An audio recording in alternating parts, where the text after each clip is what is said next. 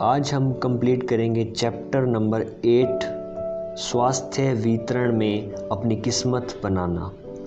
Book का नाम है Swasthya Kranti the wellness revolution in Hindi edition, written by Paul Zane Pilzer. चलिए जानते हैं क्या इन्होंने इसके अंदर लिखा है। समूचे इतिहास में किसी खास वायदा के निर्माण या नियंत्रण में तकदीर बनी और बिगड़ी है।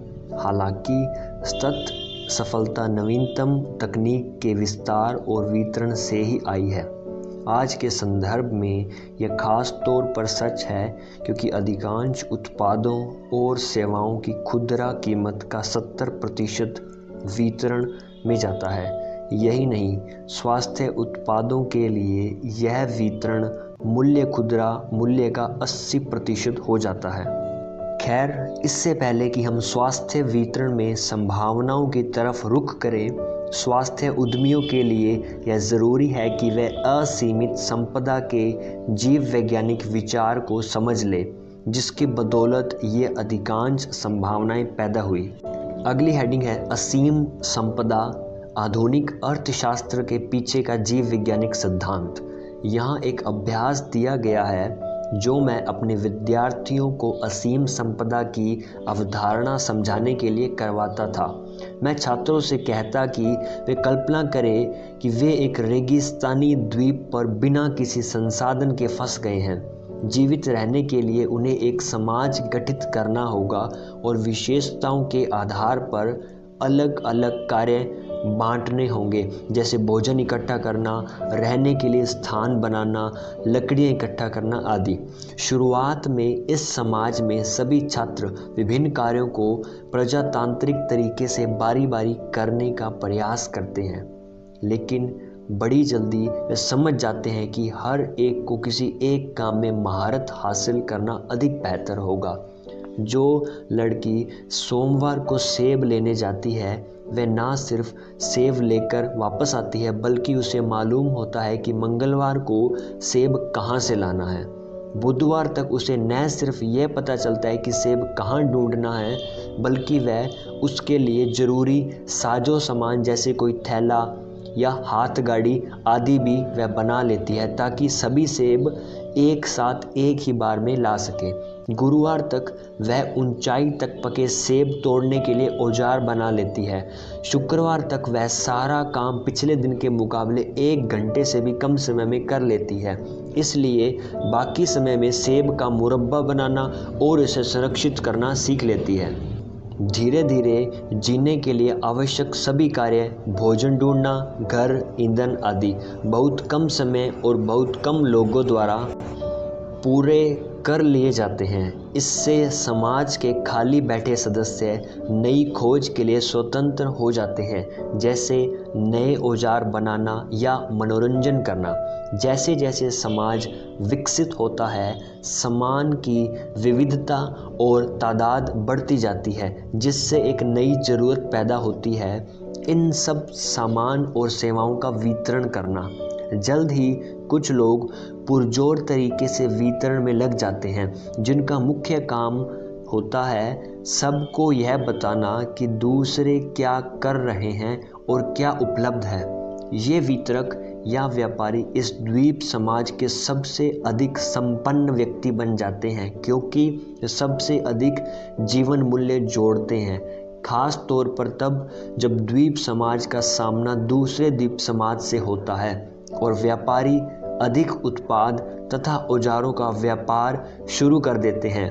इस पाठ से मेरे विद्यार्थी आधुनिक अर्थशास्त्र के असीम संपदा के 2 प्रमुख सिद्धांत समझते हैं। पहला, समय बीतने पर विशेषज्ञता से हासिल होने वाली आधुनिक तकनीक का इस्तेमाल कर असीमित व्यक्ति किसी एक माल या सेवा को असीमित मात्रा में उत्पन्न कर सकता है। दूसरा, किसी समाज की कुल संपदा वितरण द्वारा ही सीमित होती है, अर्थात समाज के वे व्यक्ति जो अपने विशिष्ट उत्पाद और तकनीक इस्तेमाल कर सकें और उन्हें बेच सकें। अमेरिका की आर्थिक ताकत कुछ हद तक उसके वितरण कानून पर आधारित है। जिसने शुरुआत में इसे दुनिया में उत्पाद और सेवा का सबसे बड़ा बाजार बनाया। अमेरिकी संविधान आमतौर पर हर राज्य को स्वयं शासन का अधिकार देता है, सिर्फ एक सशक्त विरोधाभास को छोड़कर। कोई भी राज्य ऐसा कानून या नियम नहीं बना सकता जो उसके नागरिकों को दूसरे राज्य के साथ स्वतंत्र व्यापार न करने दे। इसी प्रकार विकसित देशों जैसे पश्चिमी यूरोप, उत्तरी अमेरिका, जापान और दूसरे एशियाई शहर की आर्थिक ताकत 1 अरब या अधिक नागरिकों के बीच प्रभावी स्वतंत्र व्यापार पर ही आधारित है। 1 अरब नागरिकों का यह व्यापारिक समूह पश्चिमी यूरोप, उत्तरी अमेरिका, जापान और दूसरे एशियाई शहर अंतर्राष्ट्रीय स्वास्थ्य बाजार का त्वरित भविष्य है।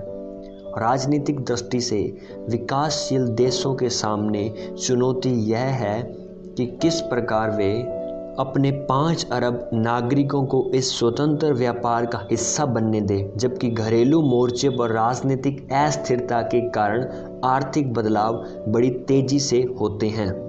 अगली हेडिंग है, किस तरह वितरण अवसरों ने उत्पादन अवसरों को पछाड़ा। चलिए जानते हैं।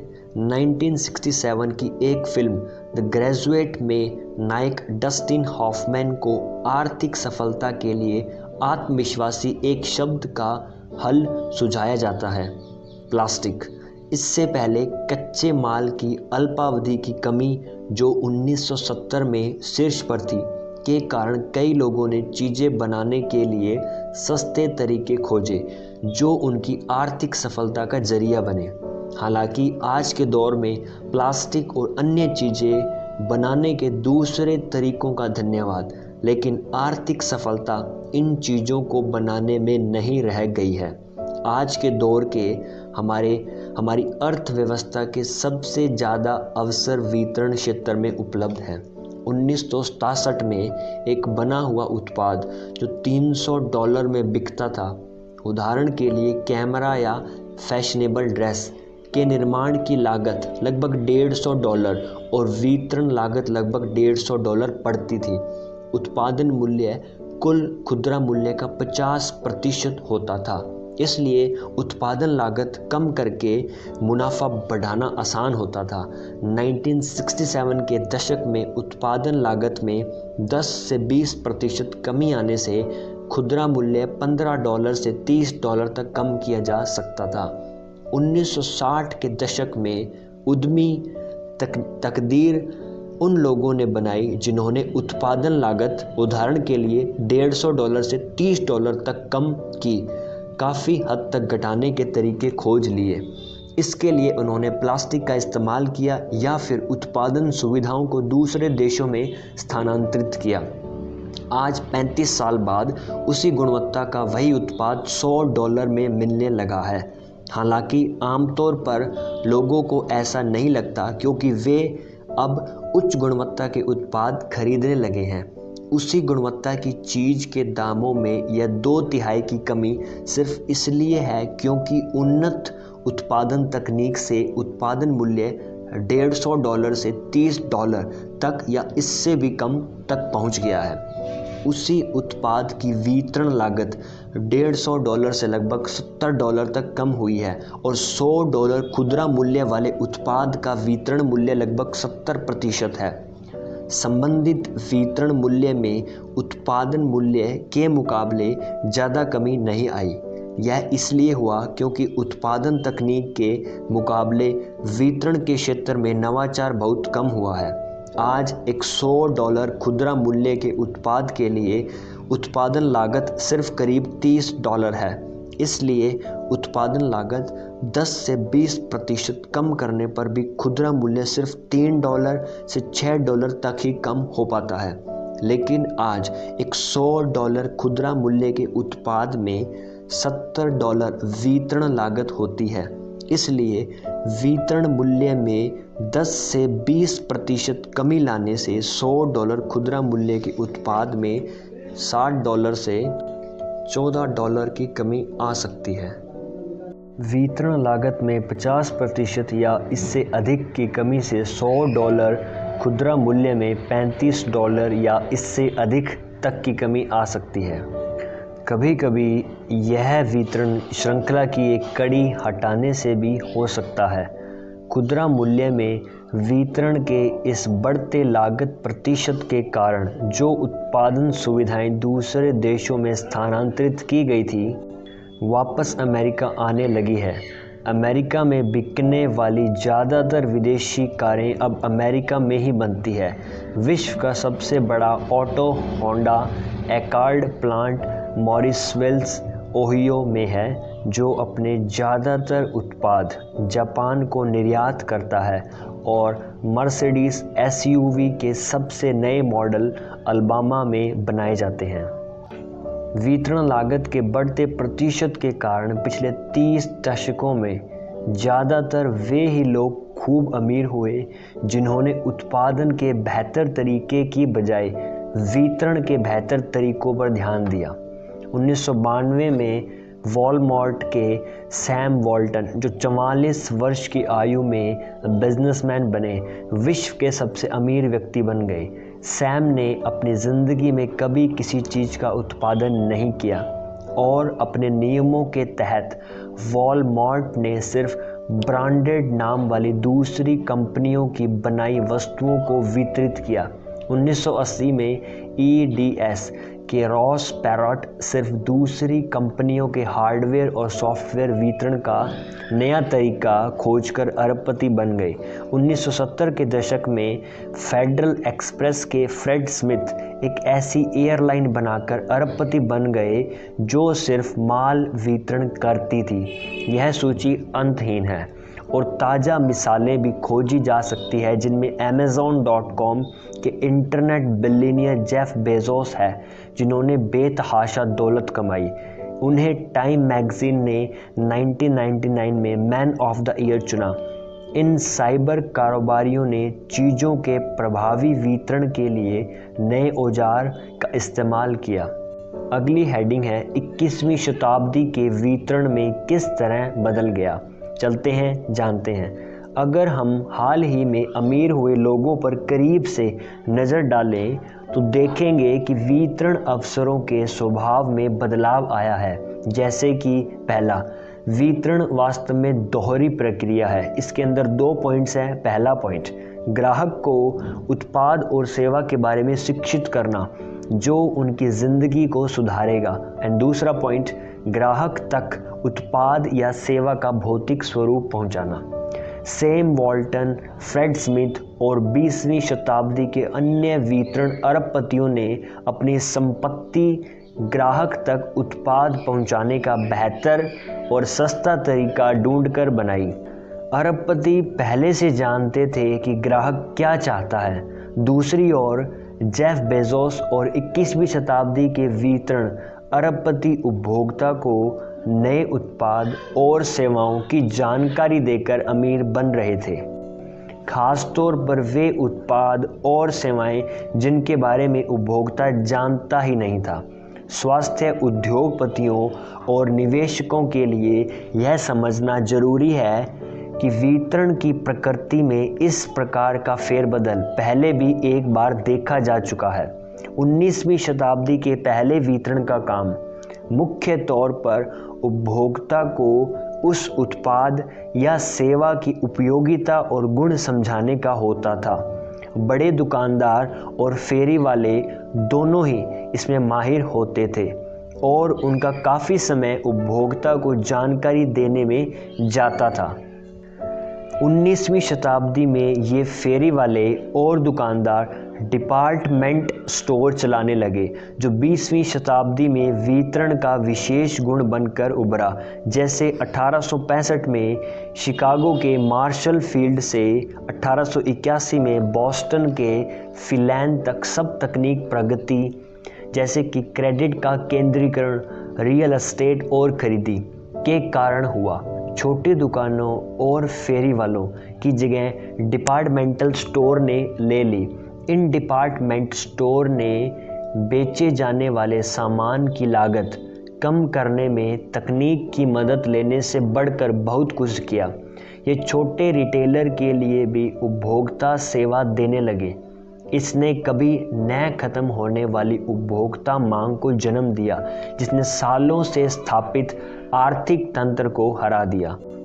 ऐसे में उपभोक्ता डिपार्टमेंटल स्टोर सिर्फ अपनी ज़रूरत का सामान लेने के बजाय यह भी देखने जाने लगे कि ऐसी कौन सी चीज़ है जिसके बारे में उन्हें पता नहीं, लेकिन एक बार इस्तेमाल करने के बाद वे उसके बगैर जी नहीं सकेंगे, जैसे कि बिजली का lamp, dish washer, ice maker etcetera. जब टेलीविज़न और मास मीडिया का आविष्कार नहीं हुआ था, उन दिनों डिपार्टमेंट स्टोर आज के वितरण के हिसाब से दो महत्वपूर्ण काम करते थे। वे पहले उपभोक्ता को उनके जीवन में बेहतरी लाने वाले उत्पाद की शिक्षा देते थे, फिर उन्हें ज़रूरत के अनुसार उत्पाद खोजने और ख़रीदने में सहायता करते थे। वे उत्पाद को भौतिक रूप से फैक्ट्री से सीधे उपभोक्ता तक वितरित करते थे। यहाँ से हम दो विशेष शब्दों का इस्तेमाल करेंगे। ये है बौद्धिक वितरण और भौतिक वितरण। बौद्धिक वितरण बनाम भौतिक वितरण अगली हेडिंग रहेगी। इसमें जानते हैं, बौद्धिक वितरण वह प्रक्रिया है जिससे उपभोक्ता को उत्पाद और सेवाओं के बारे में जानकारी दी जाती है, खासतौर पर ऐसे उत्पाद जिनके बारे में या तो वे जानते नहीं या उन्हें यह नहीं पता कि वे अब उनकी पहुंच में हैं। भौतिक वितरण उपभोक्ता की भौतिक रूप से उत्पाद और सेवा प्राप्त करने की वह प्रक्रिया है जिसके बारे में वे पहले से जानते हैं और उसकी चाहत रखते हैं। स्वास्थ्य उद्यमी को भी आज के दूसरे बिजनेस की तरह अपने उपभोक्ता के लिए वितरण के ये दोनों कार्य करने ही होंगे। सन 1950 से 2000 के बीच पारंपरिक डिपार्टमेंटल स्टोर में गिरावट आ गई, क्योंकि नए शॉपिंग मॉल और क्रेडिट कार्ड सुविधाओं के कारण उनकी पुरानी सुविधाएं पीछे रह गई। लेकिन डिपार्टमेंटल स्टोर ज़्यादातर इसलिए पिछड़े क्योंकि वे अपनी भौतिक वितरण व्यवस्था को बौद्धिक वितरण व्यवस्था के समकक्ष नहीं रख पाए। जैसे ही उपभोक्ता की खुदरा मुद्रा पारंपरिक स्थायी उत्पादों जैसे कि बड़े फर्नीचर, अप्लायंस से हटकर अधिक खपत वाले उत्पाद जैसे कि पेपर टॉवल, बैटरी, क्लीनर पर गई, उससे इन उत्पादों की आवश्यकता नियमित रूप से होने लगी और समय से उनकी आपूर्ति की आवश्यकता बढ़ी। पारंपरिक डिपार्टमेंट स्टोर का भौतिक स्वरूप इसमें आड़े आया और स्टोर्स ने इसमें बदलाव लाने में काफ़ी समय लगाया। हम में से कई याद कर सकते हैं कि पुराने स्टोर में फिल्म का एक रोल खरीदने गए ग्राहक को सिर्फ इसलिए 20 मिनट खड़े रहना पड़ता था कि रोल देने वाला व्यक्ति किसी और को नए कैमरे की खूबियां बताने में लगा था। इस कमी ने सैम वॉल्टन जैसे उद्योगपतियों को मास मर्केंडाइज स्टोर खोलने पर मजबूर किया, जो भौतिक बनाम बौद्धिक वितरण को समर्पित थे।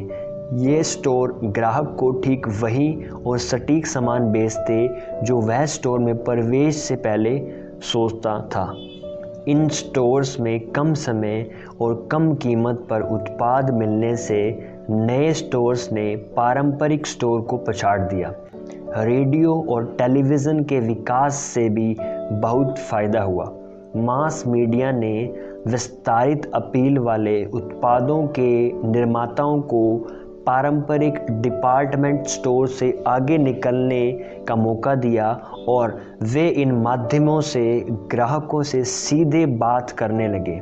आज बहुत से उद्योग प्रसार माध्यमों के जरिए उपभोक्ता से सीधे हाथ मिलाते हैं और बचे हुए अधिकांश उत्पादों के रिटेलर कम कीमत पर सही तरीके से उत्पादों का भौतिक वितरण कर रहे हैं, जैसे वॉलमार्ट, कमार्ट, टारगेट स्टोर। उपभोक्ता की वफादारी रिटेलर से हटकर व्यक्तिगत निर्माता पर आ गई है। 30 साल पहले जब यह चलन शुरू हुआ तो एक शिकायत यह थी कि उपभोक्ता को उत्पाद के बारे में बेचने वाले से अधिक जानकारी होती थी। आज अधिकतर रिटेल उपभोक्ता यह मानकर चलता है कि उसे उत्पादों के बारे में सेल्स क्लर्क से अधिक जानकारी है। यह बड़े स्टोर्स के धराशायी होने की इस कहानी में स्वास्थ्य उद्यमियों के लिए महत्वपूर्ण सबक है। आपको अपनी भौतिक वितरण सेवा अपनी बौद्धिक वितरण सेवा के समकक्ष रखनी होगी और इसका विपरीत भी सच है। इसके साथ ही और वितरण अवसरों में आने वाले फेरबदल पर लगातार नज़र रखना होगी। अगली हेडिंग है व्यापारिक इतिहास के सबक लागू करना। चलिए जानते हैं। व्यापारिक इतिहास जैसे कि डिपार्टमेंट स्टोर और मास मर्केंडाइज की इस कहानी से स्वास्थ्य उद्यमी बहुत कुछ सीख सकते हैं। हालांकि जब आप इन कहानियों का अध्ययन करेंगे और स्वास्थ्य उत्पाद तथा सेवाओं के वितरण पर लागू करना चाहेंगे तो आपको ऐसा एक बहुत महत्वपूर्ण नियम के साथ करना होगा। पहले जो बदलाव 50 से 100 या अधिक सालों में होते थे वे ही अब 5 से 10 या कम सालों में होने लगे हैं। सन 1981 में शुरू इलेक्ट्रॉनिक फ्यूल इंजेक्शन को 70 साल पुराने कार्बोरेटर उद्योग का स्थान लेने में सिर्फ 7 साल लगे। इसी तरह 1985 में शुरू हुई कॉम्पैक्ट डिस्क को 50 साल पुराने फोनोग्राफ रिकॉर्ड का स्थान लेने में 5 साल लगे। 1995 में शुरू ईमेल ने सिर्फ 3 साल में 30 साल पुरानी फैक्स मशीन की जगह ले ली।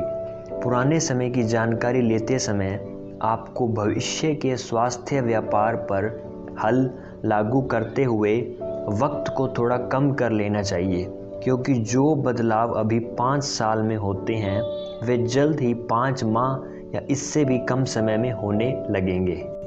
अगली हेडिंग है हमारी कैटेगरी बस्टर, एक विशाल स्वास्थ्य अवसर। चलिए जानते हैं इसमें क्या इन्होंने लिखा है।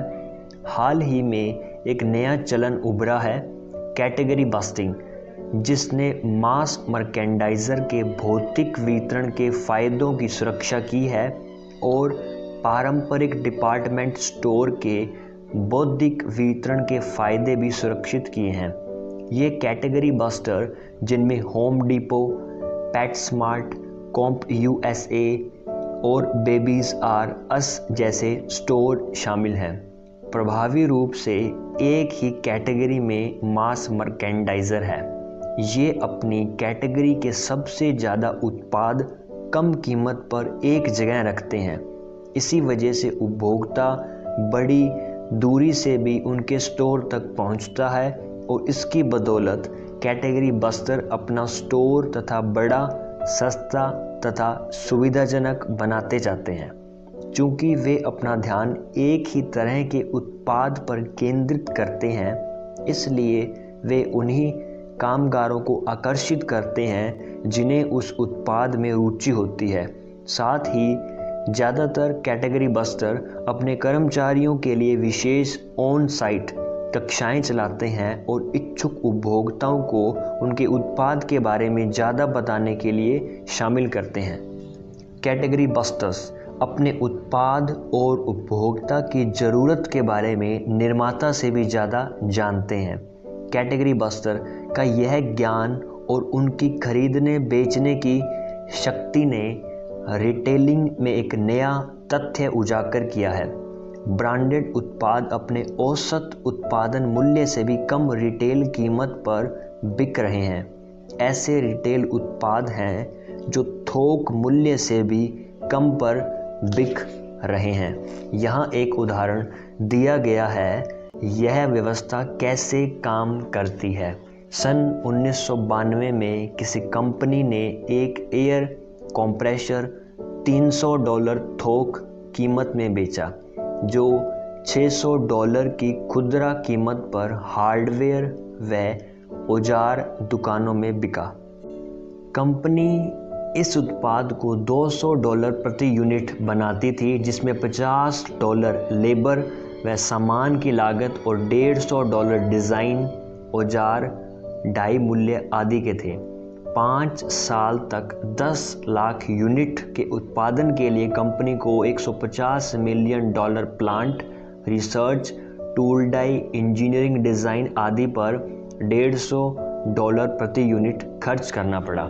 सन 1993 में होम डिपो ने अनुमान लगाया कि वह $600 से बहुत कम कीमत यानी कि $200 के खुदरा मूल्य पर 5 लाख यूनिट बेच सकती है। उसने $100 की कीमत पर 5 लाख यूनिट कंपनी से खरीदने की पेशकश की।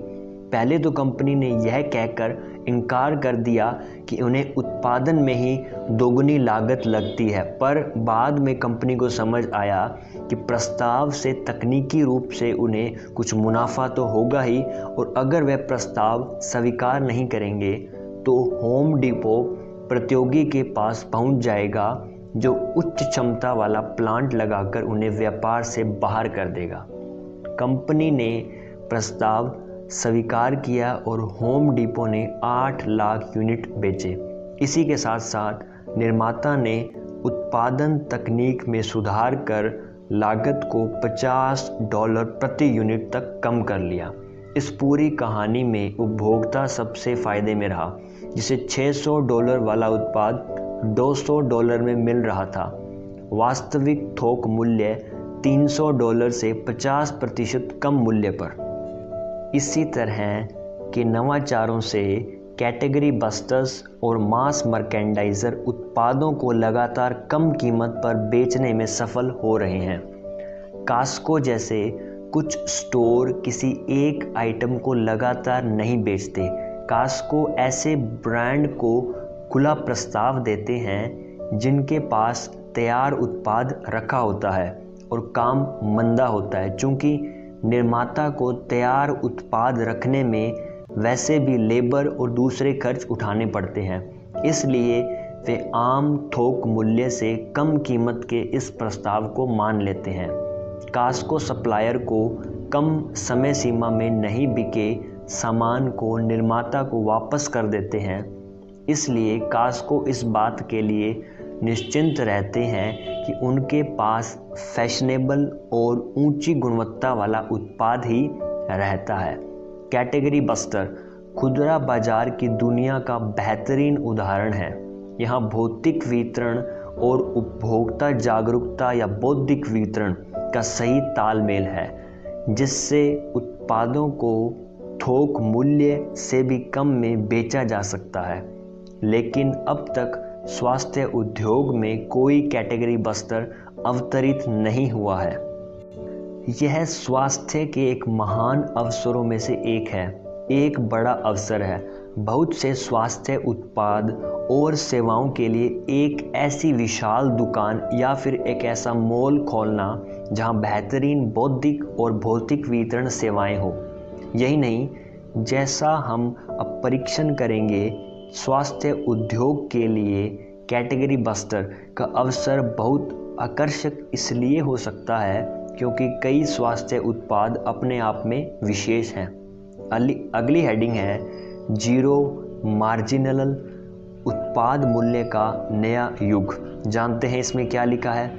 आर्थिक परिदृश्य के महाबदलाव की बदौलत ही कैटेगरी बस्टर्स श्रेष्ठ गुणवत्ता के उत्पाद थोक मूल्य से कम मुनाफे पर भी बेच लेते हैं। हम प्रभावी जीरो मार्जिनल उत्पादन और भौतिक वितरण लागत के युग में प्रवेश कर रहे हैं। यह कथन हर उद्योग के आपूर्तिकर्ता और खुदरा विक्रेता के लिए अत्यंत प्रभावी है, लेकिन खास तौर से उद्योग के लिए, क्योंकि अधिकांश स्वास्थ्य उत्पाद और सेवाएं जीरो मार्जिनल लागत के होते हैं, जैसे कि विटामिन, पूरक पोषक तत्व और फिटनेस क्लब आदि। हर यूनिट पर लगने वाले कच्चे माल और मेहनत आने का मूल्य इतना गिर गया है कि प्रति उत्पाद उसके शोध और विकास लागत तथा प्रति उत्पाद मार्केटिंग लागत ही कई उत्पादों के लिए मायने रखती है। कच्चा माल 4 स्तरों से गुजरकर तैयार होता है। पहला, research and development R&D। Second, भौतिक निर्माण उत्पादन। थर्ड, बौद्धिक वितरण। फोर्थ, भौतिक वितरण। पारंपरिक तौर पर उत्पादन और सेवाओं में सबसे अधिक लागत प्रति यूनिट भौतिक निर्माण लागत और भौतिक वितरण लागत में लगती थी। महंगा कच्चा माल और हस्तचलित लेबर पर खर्च हर यूनिट पर घटता बढ़ता रहता था। इसी तरह भंडारण और स्थानांतरण का खर्च भी घटता बढ़ता रहता था। लेकिन आज मार्केटिंग, प्रोडक्ट और सेवाओं में अधिकतम खर्च शोध और विकास लागत स्तर 1 पर किया जाता है और बौद्धिक वितरण लागत स्तर 3 पर किया जाता है। यही बात नए उत्पादों और सेवाओं जैसे सॉफ्टवेयर, मनोरंजन, संचार, खास तौर से स्वास्थ्य उत्पाद पर 100% लागू होती है, क्योंकि यहाँ पर उत्पाद का मूल्य पूरी तरह से शोध व विकास और मार्केटिंग खर्च पर निर्भर करता है। यह कुछ हद तक पारंपरिक उत्पादों जैसे कैमरा, कपड़े और दूसरी उपभोक्ता वस्तुओं पर भी लागू होता है। इस प्रकार उत्पादन और वितरण के क्षेत्र में अवसर की प्रकृति बदल रही है, खासतौर पर उन उत्पादों के लिए जिनकी उत्पादन और भौतिक वितरण लागत बेहद कम है, जैसे स्वास्थ्य उत्पाद और सेवाएं। उत्पादन क्षेत्र में अवसर अब उत्पाद के आविष्कार और डिज़ाइन में है, ना कि प्रति यूनिट भौतिक उत्पादन की कीमत कम करने में। और वितरण के अवसर अब बौद्धिक वितरण बनाम भौतिक वितरण हो गए हैं। मास मर्चेंट्स पहले रिटेलर थे जिन्होंने सबसे पहले बदलाव महसूस किया। करोड़ों उपभोक्ता आज यह खोज रहे हैं कि घर का सामान ऑनलाइन खरीदना ज़्यादा प्रभावी है या किसी अन्य ऑटोमेटिक सीधे या फैक्ट्री से घर पहुँचे तंत्र के जरिए। थोक खरीदी और जहाज के जरिए सीधे निर्माता से माल खरीदने में मूल्य कम हो जाता है। साथ ही इस सीधी डिलीवरी की कीमत रिटेल स्टोर तक जाने के समय और पैसे से कम पड़ती है। और यह शुरुआती बचत तो बस शुरुआत है। जैसे जैसे उपभोक्ता में घर पहुंच सेवा की चाहत बढ़ेगी, निर्माता अपना अधिकतर माल सीधे उपभोक्ता तक पहुंचाने का प्रयास करेंगे और बीच की कड़ियों जैसे थोक व्यापारी आदि से बचेंगे। इससे कीमतें और कम हो जाएंगी। इस नए चलन के चलते हम अपने घरों में कांच के दरवाजे वाला सामने का एक पोर्च बनाएं, जिसमें डिलीवरी देने वाला व्यक्ति उत्पाद उस समय भी रख सके जब घर पर कोई नहीं हो। इस कमरों में फ्रिज, हीटर, ड्राई क्लीन के लिए हैंगिंग रोड और इलेक्ट्रॉनिक कैमरा हो, जो किसी के मौजूद होने पर तस्वीरें खींच ले। इस तरह के इलेक्ट्रॉनिक बरामदे जिसमें मैग्नेटिक कार्ड एंट्री हो, शायद भविष्य के घरों का जरूरी हिस्सा बन जाएं। 20वीं शताब्दी की शुरुआत में तैयार उत्पाद और कच्चे माल के वितरण का प्रमुख जरिया रेल लाइन थी। फिर ट्रांसपोर्ट उद्योग के कारण यह महत्व कम हो गया। वे उपभोक्ता से सीधे संबंध बनाने में पिछड़ गए और बहुत से थोक व्यापारी यह गलती दोहराना नहीं चाहते। वॉलमार्ट, कास्को और अन्य व्यापारी जो भौतिक वितरण में माहिर हैं, तेजी से साइबर स्टोर बना रहे हैं, जैसे कि walmart.com और costco.com। वे इसके जरिए उस तकनीक समय चक्र को हराने का प्रयास कर रहे हैं जो उन्हें भविष्य में बाजार से बाहर करने का भय दिखा रही है। लेकिन वे ऊपरी चोटी की लड़ाई लड़ रहे हैं, क्योंकि वे अब भी भौतिक वितरण के सिकुड़ते अवयव पर ही ध्यान दे रहे हैं। आज और निकट भविष्य में खुदरा अवसर बौद्धिक वितरण में है।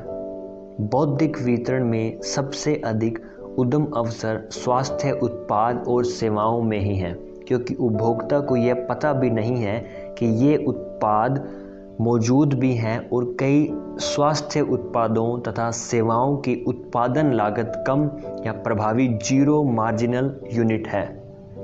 हमारी अगली हेडिंग है हाई टच और हाई टेक।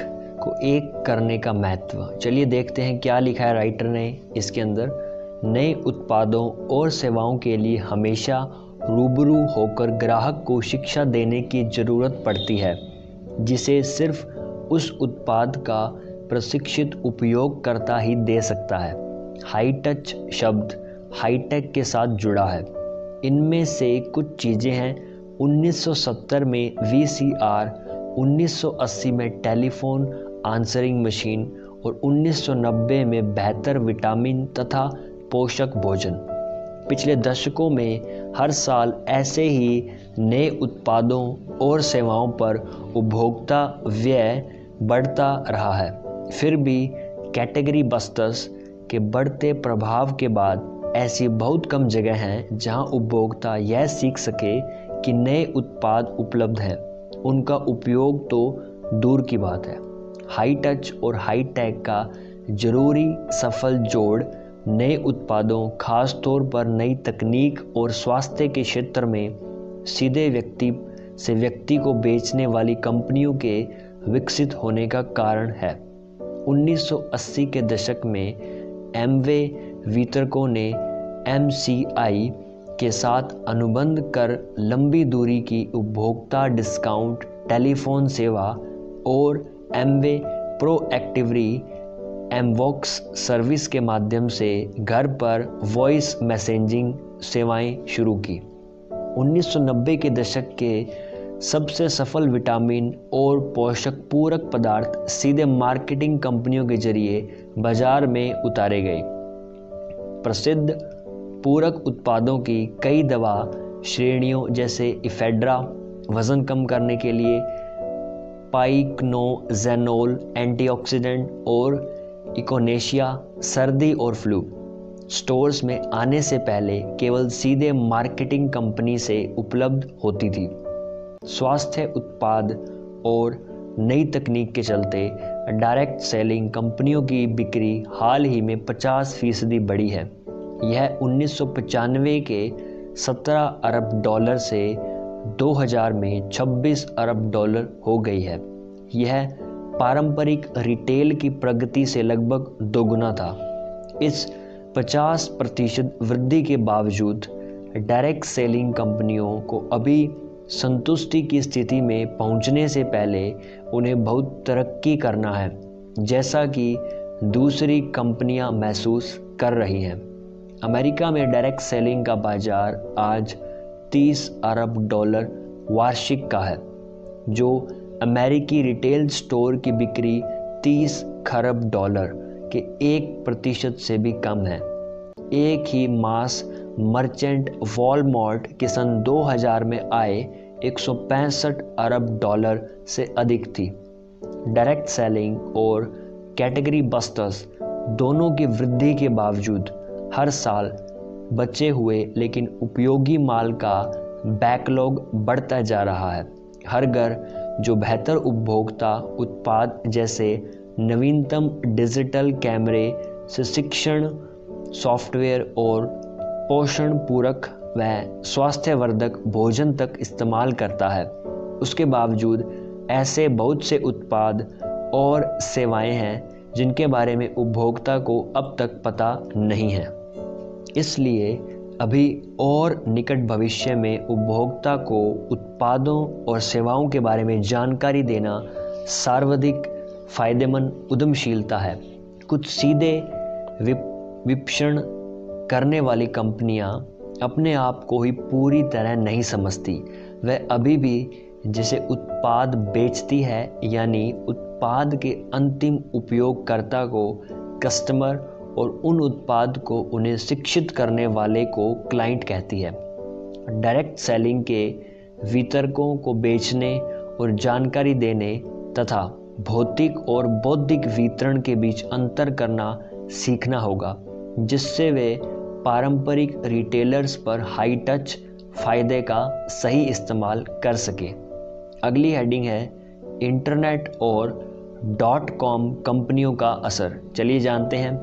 आज के हर बिजनेसमैन को इंटरनेट के प्रभाव का लोहा मानना ही होगा। उन्हें यह मानना ही होगा कि किस प्रकार उनके व्यापार में इंटरनेट का उपयोग हो सकता है और कैसे वह इंटरनेट व्यापार में प्रतियोगी बन सकता है। स्वास्थ्य उद्यमियों को खास तौर पर इंटरनेट के इतिहास और वितरण में इसकी कार्य प्रणाली को समझना होगा, जिससे वे उसका उपयोग अपनी व्यापार कार्य योजना में कर सके और अपने निवेशकों तथा व्यापार सहयोगियों को उनके सवालों के जवाब दे सके। आज के इंटरनेट को पेंटागन के हथियार शोधकर्ताओं ने 1960 में एक ऐसी संचार प्रणाली के रूप में विकसित किया था जो नाभिकीय हमले की स्थिति में भी काम कर सके। इसी प्रणाली को बिना किसी केंद्रीय स्थान के अलग अलग स्थानों को आपस में जोड़ने के लिए विकसित किया गया था।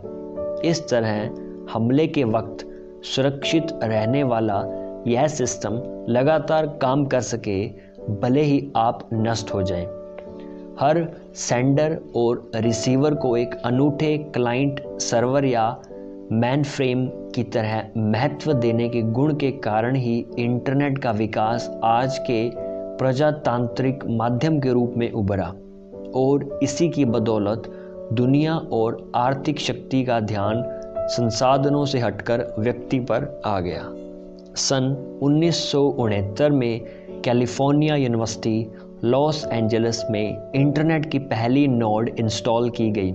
इसके द्वारा UCLA को स्टैनफोर्ड रिसर्च इंस्टीट्यूट के कंप्यूटर से जोड़ा गया। जल्द ही सांता बारबरा और उता यूनिवर्सिटी में 2 और नोड्स जोड़े गए।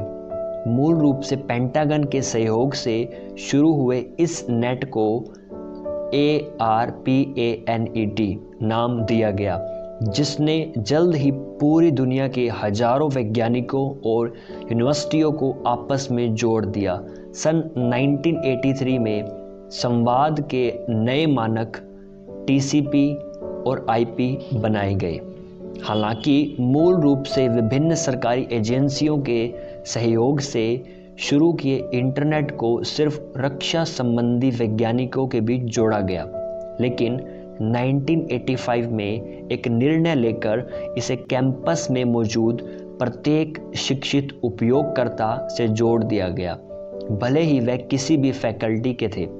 इसी से इंटरनेट की रीड कम्युनिकेशन लाइन के निजीकरण का 9 वर्षीय प्रोग्राम आरंभ हुआ। इससे पहले हाई स्पीड की रीड यानी कम्युनिकेशन लाइंस को एक यूनिवर्सिटी से दूसरी यूनिवर्सिटी जोड़ा गया था। बाद में जब इंटरनेट का निजीकरण पूरा कर लिया गया, तब तक यह विकसित होकर सभी 7 महाद्वीपों और ब्रह्मांड में 50,000 से भी अधिक नेटवर्क स्थापित कर चुका था। फिर भी इंटरनेट जैसा हम आज जानते हैं तब तक शुरू नहीं हुआ था। सन 1995 में ऐतिहासिक निर्णय लेकर प्रत्येक व्यक्ति को खुद का इंटरनेट अकाउंट खोलने की अनुमति दी गई। यह ऐसे अकाउंट थे जो उनकी यूनिवर्सिटी संबद्धता या जिस संस्थान में वे काम करते हैं उससे अलग थे। हमने पहले देखा कि खुदरा मूल्य प्रतिशत बढ़ने से पिछले 3 दशकों में वितरण लागत बढ़ी है। 1960 के अंत में 50% से बढ़कर आज 70% के करीब हो गई है और इसीलिए इसी दौरान सबसे अधिक मुनाफा उन लोगों ने कमाया जो उत्पादों को बेहतर बनाने के बजाय बेहतर वितरण में नवीनता लाए। इन अग्रणी वितरकों ने इलेक्ट्रॉनिक माध्यमों से रिटेलर्स को निर्माताओं और सप्लायर्स से जोड़कर सफलता पाई। उदाहरण के लिए वॉलमार्ट, जिसका डाटाबेस पेंटागन के बाद दूसरे नंबर पर है, ने इसका उपयोग करके न सिर्फ अपना वितरण खर्च कम किया बल्कि उपभोक्ता सेवाओं को भी सुधारा, क्योंकि वे उपभोक्ताओं को जो जब और जहां चाहे सेवाएं उपलब्ध करा सकते थे। डिस्क्रिप्शन में लिंक इस बुक का। 1990 की शुरुआत में यह समय अनुकूल तकनीक सिर्फ बड़ी कंपनियों के पास थी, जो अपने और सप्लायरों के मुख्य कंप्यूटर्स के बीच उपयुक्त संवाद प्रणाली स्थापित कर सकती थी। 90 के दशक में इस तेज संचार माध्यम की चिंगारी ने आर्थिक विस्तार को भी अग्नि दी। 1995 के व्यक्तिगत इंटरनेट खाता खोलने की अनुमति देने वाले ऐतिहासिक निर्णय ने इस दिशा में क्रांति ला दी। रातों रात बाजार में उपलब्ध सभी जीवनोपयोगी उत्पादों की जानकारी सभी को मिलने लगी और छोटे उद्योगपति तथा फॉर्च्यून 500 कंपनियों के बीच की दूरी पट गई। जिन कंपनियों ने स्वयं का कम्युनिकेशन सिस्टम बनाया हुआ था, उन्हें दोबारा शुरू करना पड़ा, क्योंकि उन्हें पता था कि उपभोक्ता और हजारों दूसरे छोटे सप्लायर्स स्वयं भी इंटरनेट पर मौजूद थे। इस निर्णय के परिणाम अब मुख्य धारा में दिखने लगे हैं। बस के इंतज़ार से लेकर खाद्य पदार्थों की खरीदारी तक बस स्टॉप को इलेक्ट्रॉनिक डिस्प्ले से जोड़ दिया गया है। इसलिए ड्राइवर तभी उस रोड पर जाते हैं जब यात्री इंतज़ार कर रहे हों। ग्राहकों को पेंट्री क्लोसेट अलमारी के पास अपनी ज़रूरत के सामान जैसे कि पेपर टॉवल, दूध, अंडे आदि पहले से ही तैयार मिलेंगे। जब वे सुपरमार्केट पहुंचेंगे या फिर सब्जियां सीधे उनके घर पर ही डिलीवर कर दी जाएंगी। लेकिन इस निर्णय के परिणाम वॉल स्ट्रीट पर स्मार्ट मुद्रा के रूप में दिख रहे हैं और जल्द ही मेन स्ट्रीट पर भी देखे जा सकेंगे। वर्तमान में किसी भी टॉप 10 या टॉप 100 वॉल स्ट्रीट लिस्ट में शामिल सबसे ज़्यादा मार्केट पूंजी यानी कुल मूल्य वाली अधिकांश कंपनियां उच्च तकनीक की टूल मेकर है। ये टूल मेकर कंपनियां उपभोक्ता द्वारा सीधे उपयोग में लाई जाने वाली एक भी चीज़ जैसे खाना, कपड़ा, घर, दवा आदि नहीं बनाती। इसके बजाय टूल मेकर ऐसे औजार बनाती है जिनकी मदद से दूसरी कंपनियां उपभोक्ता के सीधे काम आने वाले उत्पाद और बेहतर तरीके और गुणवत्ता के साथ बना सके। इसी कारण टूल मेकर कंपनियां अपनी उपभोक्ता कंपनियों से अधिक महत्व रखती हैं।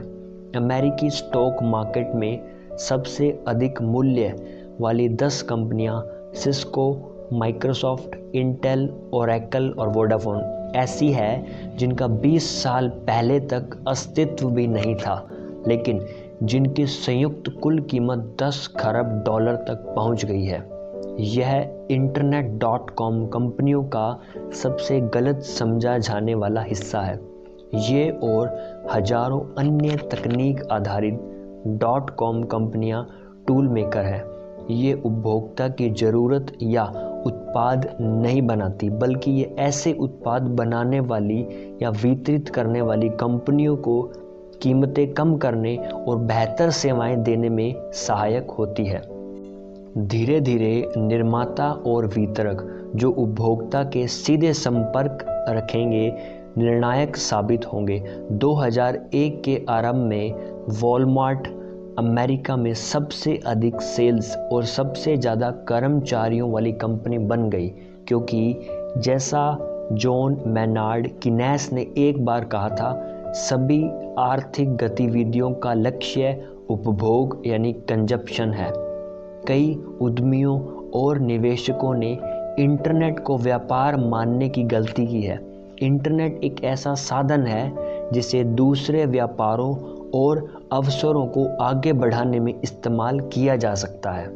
किसी भी इंटरनेट आधारित व्यापार, खास तौर पर स्वास्थ्य व्यापार का भविष्य प्रमुख रूप से उत्पादों और उपभोक्ताओं पर ही निर्भर करेगा। ये हो गया हमारा चैप्टर कंप्लीट। डिस्क्रिप्शन में जाइए, हमें फॉलो करिए इंस्टाग्राम पर। एंड अगर आप घर बैठ के अच्छी इनकम कमाना चाहते हैं, अपने लाइफस्टाइल को इम्प्रूव करना चाहते हैं और ऐसी पॉजिटिव कम्युनिटी के साथ जुड़ना चाहते हैं, हमारे साथ कोलैबोरेशन करना चाहते हैं तो फॉर्म फिलअप करिए, इंस्टाग्राम पे मैसेज करें and get connected with team fire 64, the group of entrepreneurs. Thank you so much, have a good day.